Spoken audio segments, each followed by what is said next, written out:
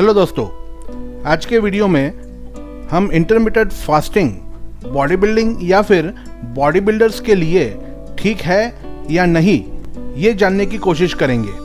आपने कई बार intermittent fasting के बारे में सुना होगा और आप किसी ऐसे व्यक्ति को भी जानते होंगे जो इंटरमिटेंट फास्टिंग करता होगा।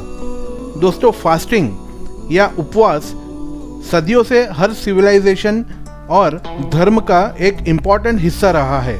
प्राचीन हिंदू संस्कृति के अनुसार उपवास करने से माइंड, बॉडी और स्पिरिट इसका शुद्धिकरण होता है। तो दोस्तों, लोग उपवास या फास्टिंग पुराने दिनों से करते आ रहे हैं, लेकिन अब इसे मॉडर्न तरीकों से किया जाता है, जिसे इंटरमिटेंट फास्टिंग कहा जाता है। चलिए देखते हैं इंटरमिटेंट फास्टिंग के कुछ अलग अलग तरीके। पहला है टाइम रिस्ट्रिक्टेड फास्टिंग। इस तरीके में दिन के कुछ ही घंटों में हम खा सकते हैं। दोस्तों, इस मेथड में 16/8 डाइट का तरीका बहुत मशहूर है, जिसमें हम 16 घंटे फास्ट करते हैं और 8 घंटों के अंदर दिन में खाना खा सकते हैं। दूसरा है अल्टरनेट डे फास्टिंग, जिसमें एक दिन हमें खाना खाना है और एक दिन फास्ट करना है। दोस्तों, कई लोग इस तरीके के फास्टिंग में फास्टिंग वाले दिन एक छोटा सा मील लेते हैं और कई लोग सिर्फ पानी या ब्लैक कॉफी या ग्रीन टी या ब्लैक टी पीते हैं।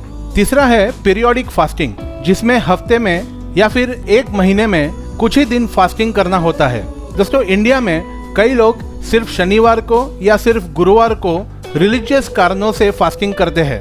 इसे हम पीरियोडिक फास्टिंग कह सकते हैं। चौथा है 5-2 डाइट, जिसमें हफ्ते में 5 दिन नॉर्मल डाइट करना होता है और 2 दिन आपके नॉर्मल कैलोरी इंटेक का 25% या उससे कम परसेंटेज खाना खाना होता है।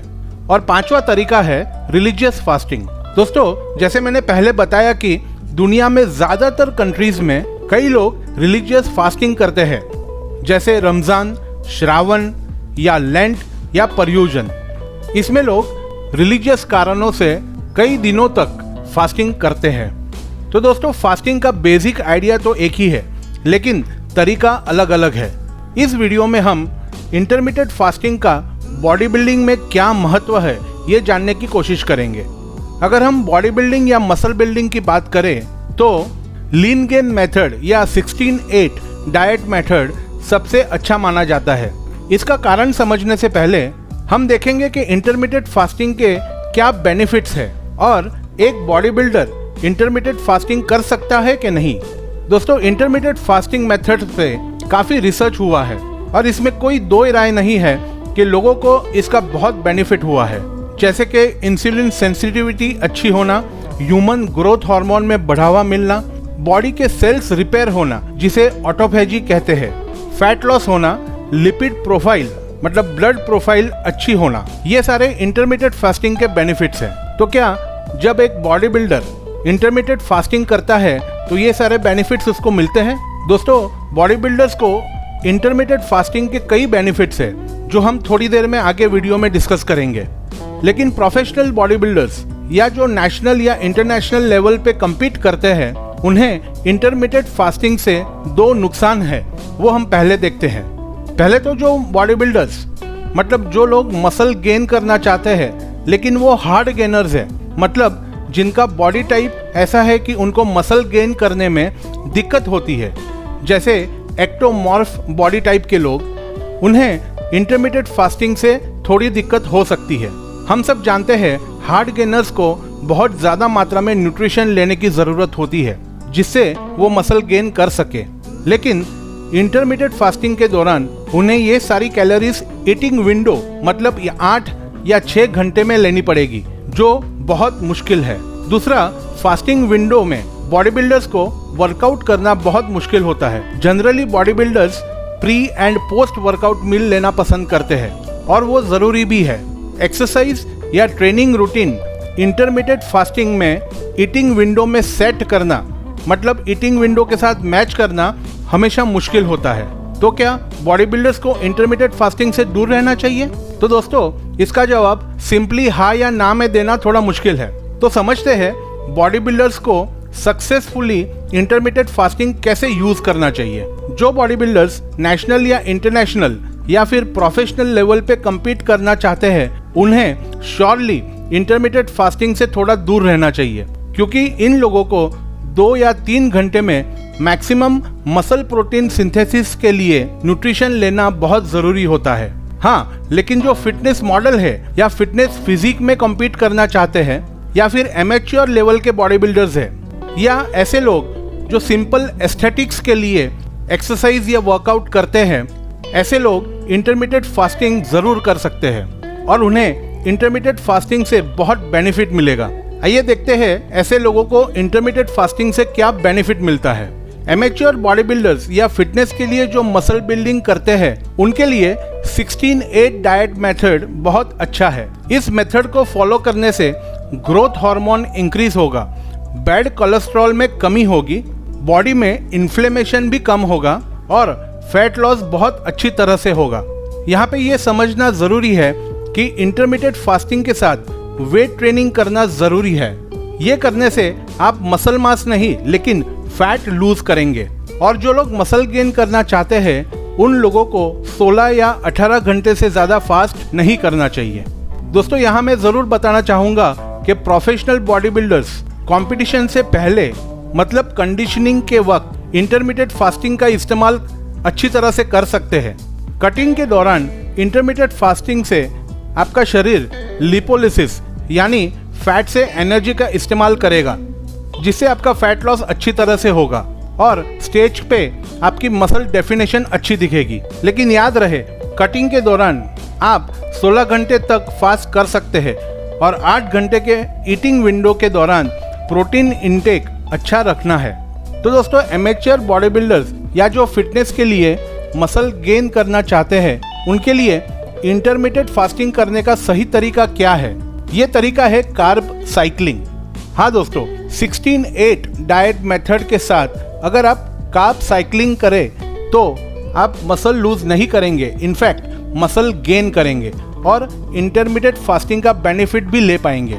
फॉर एग्जाम्पल, आप अगर फिटनेस मॉडल है या फिटनेस एंथुजियास्ट है और आपको मसल गेन करना है, तो मान लीजिए आपको दिन में 3500 कैलोरीज खाने हैं, तो आपका डेली न्यूट्रिशन इंटेक प्लान कुछ इस तरह से हो सकता है। समझ लीजिए आप सुबह 6 बजे उठते हैं और अगली रात 8 बजे आपने आपका डिनर किया है।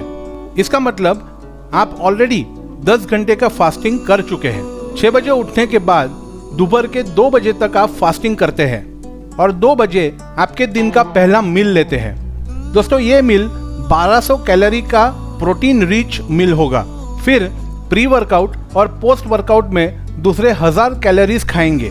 ये मील्स कार्बोहाइड्रेट से भरपूर होंगे और फिर रात को डिनर में 1300 कैलोरीज खाएंगे, जिसमें प्रोटीन की मात्रा ज़्यादा होगी। ऐसा करने से आपकी डेली न्यूट्रिशन रिक्वायरमेंट पूरी होगी। दोस्तों, ये एग्जाम्पल है डेली कार्ब साइक्लिंग का। दूसरा तरीका है वीकली कार्ब साइक्लिंग, यानी अगर आपकी डेली रिक्वायरमेंट 3000 कैलोरीज की है तो आपकी वीकली रिक्वायरमेंट हुई 21000 कैलोरीज। तो जिस दिन आप वर्कआउट करते हैं उस दिन आप कार्बोहाइड्रेट रिच मील खाएंगे और जिस दिन आपका रेस्ट है, मतलब आप वर्कआउट नहीं करने वाले, उस दिन आप प्रोटीन रिच मील खाएंगे। इससे आपकी मसल बिल्डिंग के लिए प्रोटीन की रिक्वायरमेंट तो पूरी होगी, लेकिन वर्कआउट करने के लिए कार्बोहाइड्रेट की भी रिक्वायरमेंट, मतलब वर्कआउट के लिए आपको एनर्जी भी अच्छी मात्रा में मिलेगी। हाँ, लेकिन आपको याद रखना है कि आपकी कैलोरी रिक्वायरमेंट 8 घंटे के ईटिंग विंडो में पूरी करनी है। दोस्तों, यहाँ पे मैं बताना चाहूँगा, जो नेचुरल बॉडी बिल्डर्स है उनके लिए इंटरमिटेड फास्टिंग बहुत ही अच्छी चॉइस साबित होगी। आपके वर्कआउट शेड्यूल के साथ आप 16-8 डाइट मेथड बहुत आसानी से फॉलो कर सकेंगे। तो अब सवाल ये है कि बॉडी बिल्डर्स जो सप्लीमेंट्स लेते हैं, उन्हें फास्टिंग के दौरान या फिर ईटिंग विंडो के दौरान सप्लीमेंट्स लेने चाहिए। पहले तो ये समझना होगा कि अगर आप प्रोटीन की रिक्वायरमेंट आपके डाइट से पूरी कर सकते हैं तो बहुत अच्छी बात है। काफ़ी बॉडी बिल्डर्स को प्रोटीन 2 से 3 ग्राम अपने वजन के प्रति किलो खाना होता है, जो ज़्यादातर केसेस में डाइट से पूरा करना मुश्किल होता है। ऐसे लोगों के लिए या ऐसे बॉडी बिल्डर्स के लिए प्रोटीन सप्लीमेंट्स लेना सही रहता है। दूसरा इंपॉर्टेंट सप्लीमेंट है क्रिएटिन, जो एक मॉलिक्यूल है जो नेचुरली हमारी बॉडी में पाया जाता है। लेकिन अगर आप हार्डकोर वेट ट्रेनिंग करते हैं तो आपको क्रिएटिन सप्लीमेंट के फॉर्म में लेना पड़ता है। जिससे आपकी स्ट्रेंथ काफ़ी बढ़ती है। तो दोस्तों, ईटिंग विंडो के दौरान सप्लीमेंट लेने में कोई दिक्कत नहीं है, लेकिन अगर आप ये सप्लीमेंट फास्टिंग पीरियड में लेते हैं तो आपकी बॉडी को इंटरमिटेंट फास्टिंग का लाभ नहीं मिलेगा। दोस्तों, सप्लीमेंट्स यानी BCAA या क्रिएटिन या फिर प्रोटीन सप्लीमेंट, ये लेने से आपकी बॉडी को सिग्नल जाएगा कि आपने फास्ट तोड़ दिया है। इसलिए आपको आपके सप्लीमेंट्स ईटिंग विंडो में ही लेने चाहिए, जिससे आपको इंटरमिटेंट फास्टिंग का बेनिफिट अच्छी तरह से मिलेगा। तो आखिर में, जो लोग मसल बिल्ड करना चाहते हैं या वेट लॉस करना चाहते हैं या फिर जिन्हें मेटाबॉलिक डिसऑर्डर की बीमारियां हैं, इन लोगों के लिए इंटरमिटेंट फास्टिंग एक बहुत ही अच्छा डाइट शेड्यूल है। ये लोग सिंपल 16-8 डाइट प्रोटोकॉल को फॉलो कर सकते हैं और उन्हें इंटरमिटेंट फास्टिंग का बहुत अच्छा बेनिफिट मिल सकता है। दूसरा, जो लोग शौक के लिए बॉडी बिल्डिंग करना चाहते हैं या फिर जो नेचुरल बॉडी बिल्डर्स है या एमेच्योर बॉडी बिल्डर्स है और जो प्रोफेशनल बॉडी बिल्डर्स है लेकिन कंडीशनिंग करना चाहते हैं, उनके लिए इंटरमिटेंट फास्टिंग बहुत ही अच्छा है। खास करके 16-8 डाइट का तरीका जो है वो सही है। प्रोफेशनल बॉडी बिल्डर्स जो बल्किंग कर रहे हैं, वो लोग इंटरमिटेंट फास्टिंग से थोड़ा दूर रहे तो ही ठीक है। इंटरमिटेंट फास्टिंग शुरू करने के लिए पहले 10 या 12 घंटे के फास्टिंग से शुरू करें और धीरे धीरे फास्टिंग का टाइम बढ़ाएं। जिन लोगों को क्रॉनिक इलनेस है, वो अपने न्यूट्रिशनिस्ट या डॉक्टर की सलाह से इंटरमिटेंट फास्टिंग शुरू कर सकते हैं। तो दोस्तों, आपको ये वीडियो कैसा लगा वो कमेंट करके ज़रूर बताएं। चैनल को लाइक और सब्सक्राइब ज़रूर कीजिए और बेल आइकॉन दबाना ना भूलें। मिलते हैं अगले वीडियो में। Thanks for watching.